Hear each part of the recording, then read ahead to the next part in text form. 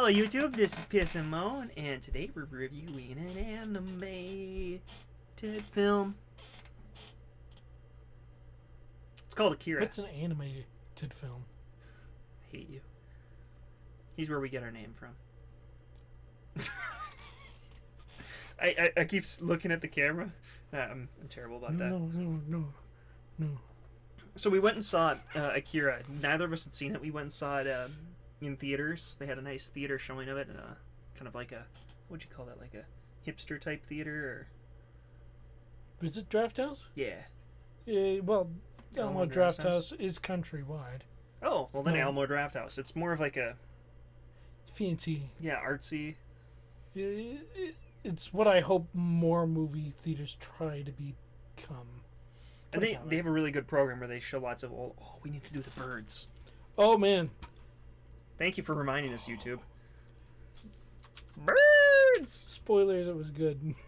I know we might be about 80 years late on that one, but But, it was pretty good. so they do a lot of these older films. Back to Akira. And they did Akira for us, and that was like, See what I did there? I did the expression thing where I made it look angry when I talked about Akira. Anyways, we went to see Akira, and it was definitely a movie. I think it has not aged well, would be a nice way of putting it. I would not. Well, I wouldn't. It's another one of those movies that's steeped far too much in culture for me to possibly be able to understand, is what I would say. It's not what I wanted. Akira. Shop Akira. Sexy dresses, cute crop tops, and so many shoes. I could use some more crop tops, to be honest. What I wanted to say was, like, I say it didn't age well because you have to put in perspective just how old this is. It's literally older than we are. Like, that's Wait, when were you born? 89. Okay. It's not as old as my sister. I hope you're watching this. She doesn't support me on YouTube. She doesn't know about YouTube. She We can doesn't know fix it's a that. thing. She doesn't know it exists. It's before her time. Or after her time. She's too Yeah, old for that. what a boomer. It's definitely what people born in the mid-'80s are. Boomers. Yeah, cropped boomer memes are my favorite. I'm kind of amazed that this has got both an 88 and Well, 90%. Again, it's a cultural touchstone. Like, this basically started a lot of culture. Compendium of the worst cliches of Japanese animation, 2 hours of chases, laser attacks, machine gun battles, spilled stage blood, computer animated backgrounds, and hokey dialogue. Yeah, but that was Thank you, also Charles Solomon. I agree. That was also reviewing it in 2013, after I'm sure its influence had been well. Yeah, that's why I say it used. hasn't aged well. I suspect this was revolutionary and groundbreaking at the time, but We'll call it another Ghost in the Shell, animated, not yes, live action. very much another Ghost in the Shell. It's one of those think pieces. It's what I said at the time was it's one of those movies you have to watch, then go and research, and then watch it again to understand what's happening. And that didn't really sit well with me because I struggled to get invested in the characters, especially when they seemed to be They all like sucked. 3 movies going on at the same time with different things. Character arcs and plots going in different directions, just all over the place. And yeah, I don't know. I still don't understand what the final battle sequence even was. Well, are we doing spoilers? Yeah, Are we we can doing get numbers there. and spoilers? I honestly don't know even where to put this as a account. Like I feel like I'm on you here. Like it's worth seeing because it's kind of a cultural to kind of see where so much of everything came from. Apparently, I mean, the freaking motorcycle slide has been a cultural thing ever since this. Yeah, how many things is ripped off the motorcycle slide?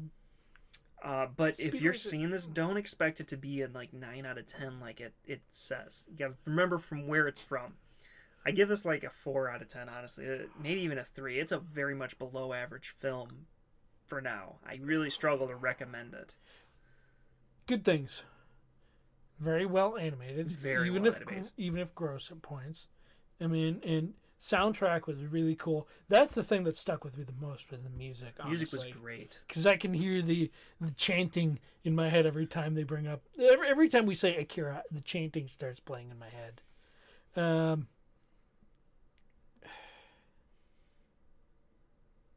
Yeah, art, music. It's just the plot and acting that struggles. I was very upset with how they decided to kill some of the characters off. Yeah, me too. Very much so. A lot of lacking in agency for some. Yeah. Okay, so review. I will say not for me out of 10. I believe I've used that one before. Probably. I'm going to make that a 2. No, because I think I gave Last Jedi a 3. Oof. Ouch. I should retroactively say that's a 1 or a 0. Let's give it a 0. I'm giving it a 2. I'm definitely retroactively lowering my score for that too.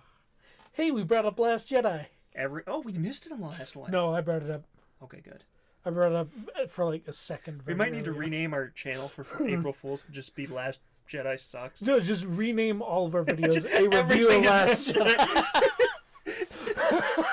That would actually be great. Shh, don't tell our audience. Of work. Hey, like if it. you create like an account I actually have access to, I can help you with done. it. We do it. We have that now. We'll do a video on that in a minute. Not for me out of 10. That's what I'm saying. So getting into spoilers, I'm gonna give it a 3 out of 10. It's just not for me out of 10 is probably more accurate. So, The Last Jedi was The ending was so upsetting for me. It was just kind of like everybody loses. Yep. Like, bye, world's over.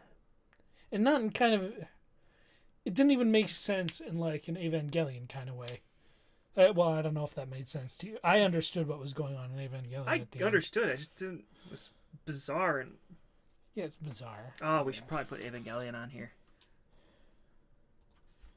It's been well over a year since I've watched that now. Well, we can fix that. I watched that while I was living with my parents still. That'll tell you when I watched it. Oh, Bebop. You need to finish Bebop. I know. I need to watch the movie. I know.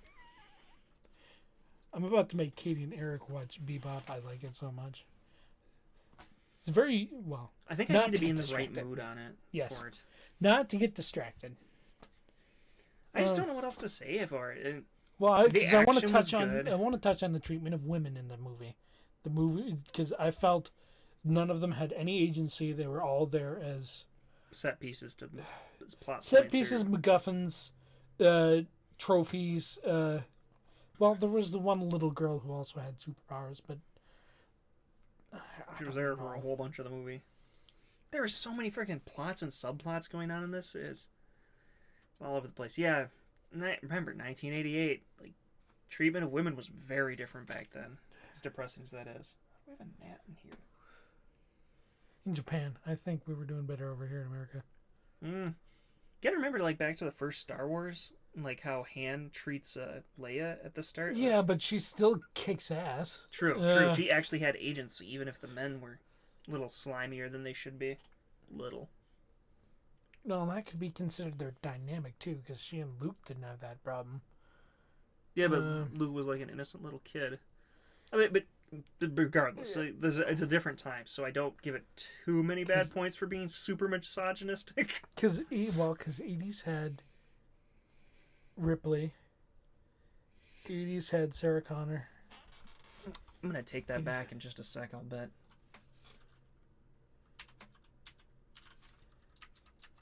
Yeah, it was Okay. 6 years later that Ghost in the Shell was made, so yeah, I'm gonna give it to you. Akira was very misogynistic.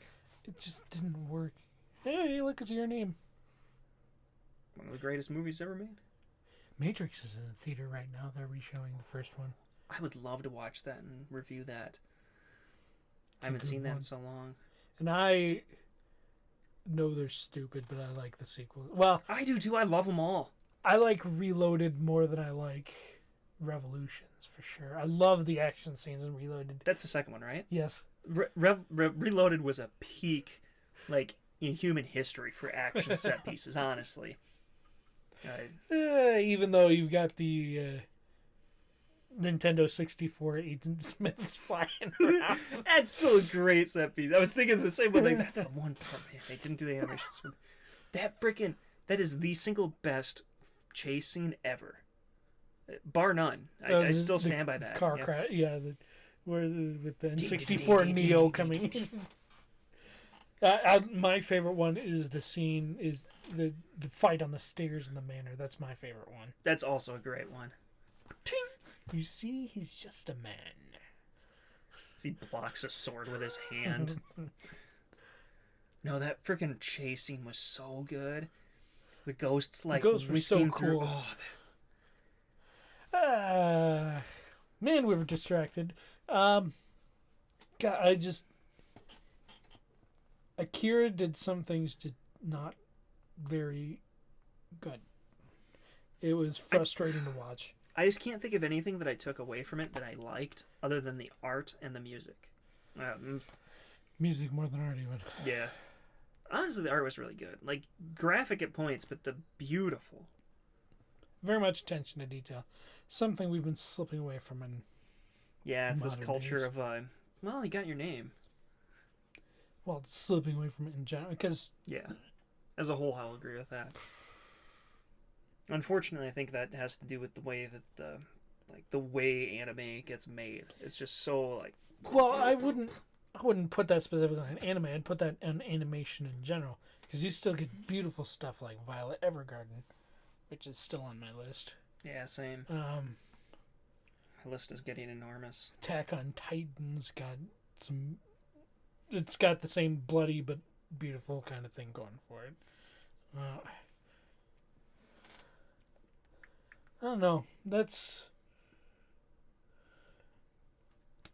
about all I've got for Akira.